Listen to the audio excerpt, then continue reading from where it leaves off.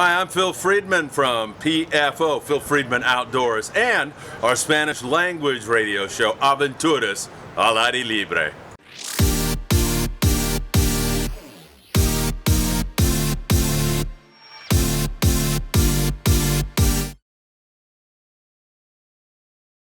A wahoo is an extraordinary fish. They're hard fighting, one of the speediest fish in the sea, and they're members of the mackerel family. We don't normally see them here in Southern California. Most of the time you catch those fish in Baja California, maybe up as far as Bahia Magdalena, about halfway up the Pacific side of the Baja Peninsula. But in this extraordinary El Nino year, combined with that big blob of warm water that we've had off our coast, we've seen an influx of wahoo like never before in Southern California. This particular wahoo was caught off Box Canyon down there near Oceanside, California by a great talented fisherman. His name is Sean Albee. In fact, Sean also runs the Oceanside 95 from time to time.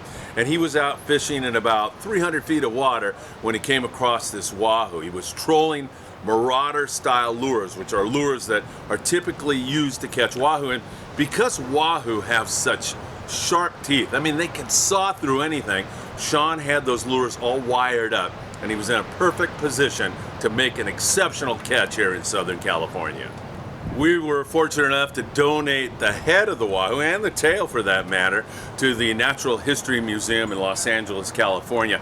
I've been working with Rick Feeney for years and years and years, and the folks over there at the Natural History Museum have always been so kind to us and really helped us a lot in terms of fish identification and a lot more. So they're the guys that we normally take these types of finds to, and once again, Rick was really excited to get this. I'm Rick Feeney. I'm the collection manager of fishes at the Natural History Museum of Los Angeles County. As far as I know, there is no official specimen in museums of a California wahoo, so it's sort of important for us scientific types to get that sort of specimen so we can document presence or absence and records of fishes, especially within an El Nino year. Well, we arrived at the Museum of Natural History, and of course we were excited too. We were excited to follow the wahoo head because I wasn't exactly sure what the process was, what they were going to do, take DNA, or what they were exactly going to do to preserve the head. First of all, Rick sat at the computer and was very careful about inputting who found the head, or who caught the fish in this case, where it was caught, the depth of water. We had the exact GPS lat long numbers, so we were able to provide Rick with that.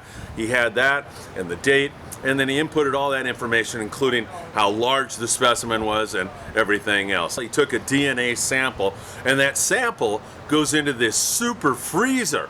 It gets to 70 degrees below zero and will last for at least 100 years. So a long time after we're dead and gone, people will have that DNA sample.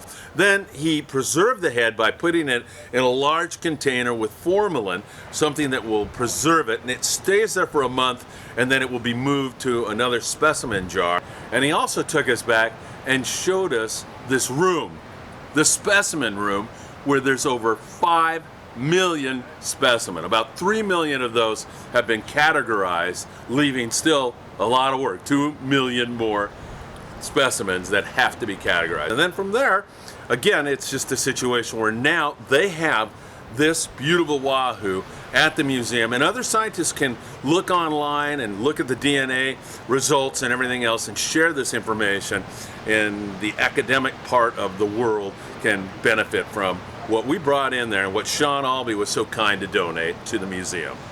As always, great to be at the Natural History Museum, and a great place for you to take your kids to learn more about our beautiful oceans and the environment we're so blessed to have here in Southern California and around the world.